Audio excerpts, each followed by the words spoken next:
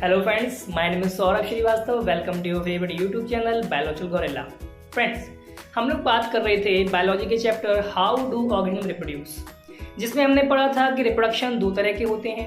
एक होता है असेक्सुअल मोड ऑफ रिप्रोडक्शन, एक होता है sexual mode of reproduction. Asexual में हमने बात की थी, पहले हमने बात की असेक्सुअल रिप्रोडक्शन के बारे में, फिर हमने बात करी सेक्सुअल रिप्रोडक्शन के बारे में.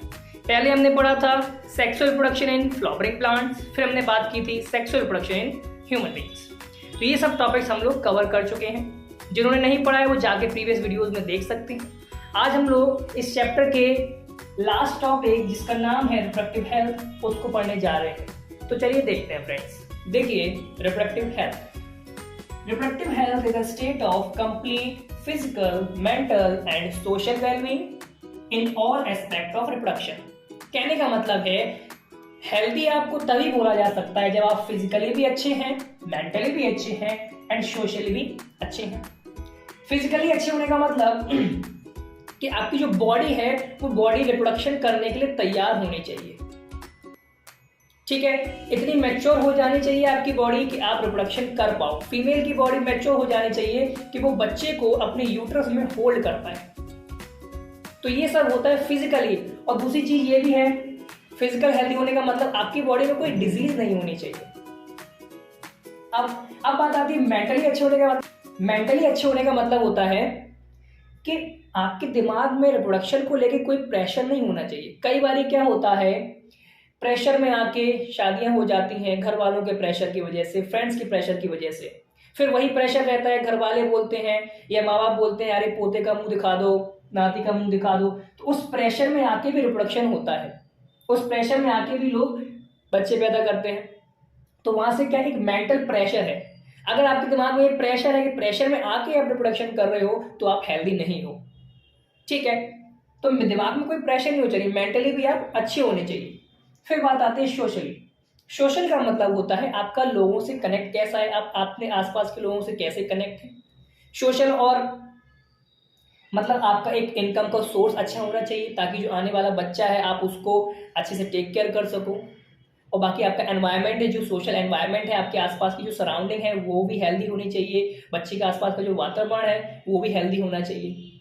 तो इन तीनों चीज़ों को मिला के बनती है रिप्रोडक्टिव हेल्थ. तभी जाके बोल सकते हैं कि आप रिप्रोडक्शन करने के लिए हेल्दी हो. अब फ्रेंड बात आती है रिप्रोडक्शन जो, तो उससे क्या होता है, कई सारी डिजीजेस भी हो सकती है.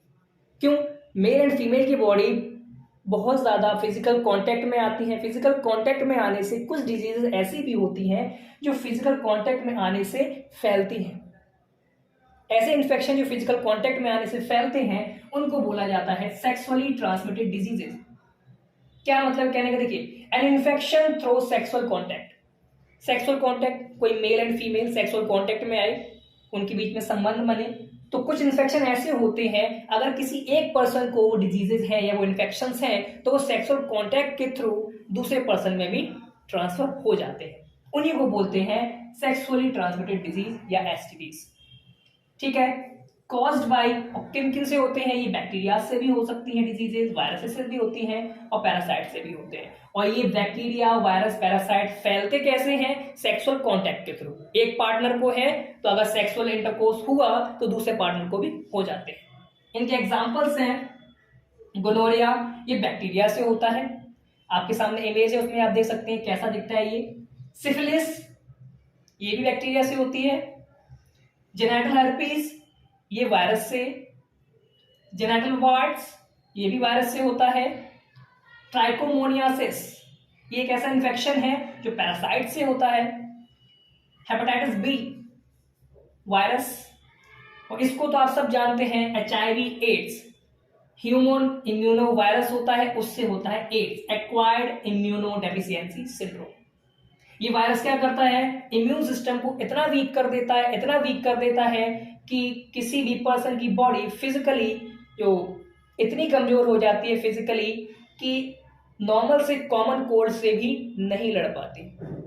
ह्यूमन इम्यूनो वायरस जो है ये हमारे इम्यून सिस्टम पे, अगर किसी को ये वायरस हो जाता है तो उसके इम्यून सिस्टम पे अटैक करता है. उसके इम्यून सिस्टम को इतना वीक कर देता है, इतना वीक कर देता है कि बंदा नॉर्मल सा कॉमन कोल्ड भी टॉलरेट नहीं कर पाता और उसकी इवन उससे छोटी से छोटी बीमारी से भी उसकी डेथ हो सकती है. एड्स होने से किसी की मौत नहीं होती। अब इसकी वजह से क्या होता है, इम्यून सिस्टम इतना कमजोर हो जाता है, उसकी वजह से छोटी छोटी बीमारी भी उसकी जान ले सकती है। एड्स का मतलब होता है acquired immunodeficiency syndrome.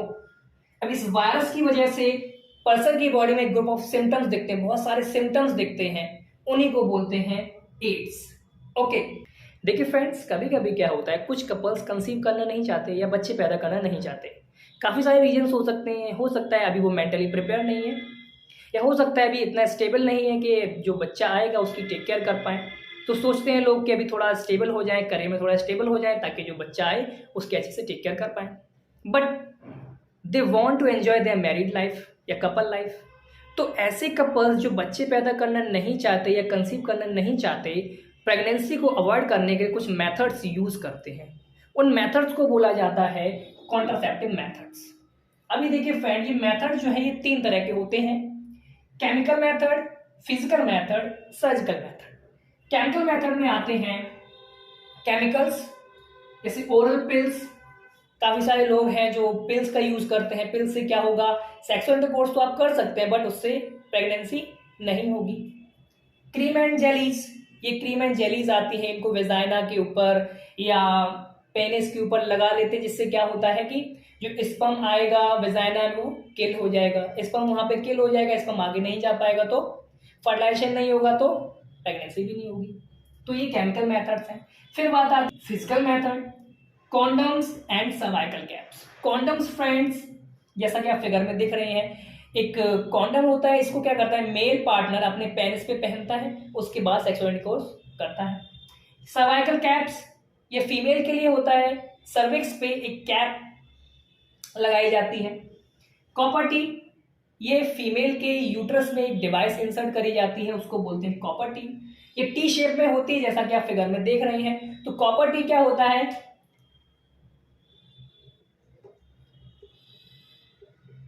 Copper ions भी रिलीज करता है। कॉपर आयन अगर रिलीज होगा तो वहां पे क्या होगा, जैसे ही स्पर्म अंदर एंट्री लेगा फीमेल वेजाइना में, तो क्या होगा, ये कॉपर क्या करता है, स्पर्म को किल कर देता है। स्पर्म वहां पे किल हो जाएगा, स्पर्म की जो मूव करने की कैपेसिटी है वो वहां पे खत्म हो जाती है। तो क्या होगा, स्पर्म वहां पे फेलोपियन ट्यूब में नहीं पहुंच पाएगा और एग से फर्टिलाइज नहीं कर पाएगा, तो प्रेगनेंसी नहीं होगी। फिर बात आती है डायफ्राम। ये डायफ्राम जो होते हैं, ये होते हैं फीमेल कॉन्डम्स।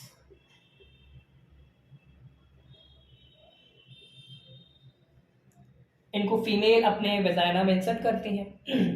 फिर बात आती है surgical methods. Surgical method friends, ये सर्जरीज होती हैं और प्रोफेशनल सर्जन्स के द्वारा या डॉक्टर्स के द्वारा की जाती हैं। मेल में इस मेथड को बोला जाता है वेसेक्टॉमी। वेसेक्टॉमी का मतलब होता है वास्ट डिफरेंस जो टेस्टिस से स्पर्म को लेके जाती है यूरेथ्रा तक, उसको कट करके टाई कर दिया जाता है। इससे क्या होगा, टेस्टिस में स्पर्म तो बनेंगे, मेल गैमेट तो बनेगा, बट यहाँ पे अगर हमने कट करके टाई कर देंगे तो स्पर्म आगे नहीं जा पाएगा, नहीं जाएगा तो आगे फर्टिलाइजेशन नहीं होगा, प्रेगनेंसी नहीं होगी। फिर बात आती है ट्यूबेक्टॉमी की। ट्यूबेक्टॉमी ये मेथड फीमेल में किया जाता है। इसमें क्या किया जाता है, जो फेलोपियन ट्यूब होती है, फेलोपियन ट्यूब को कट करके टाई कर देते हैं।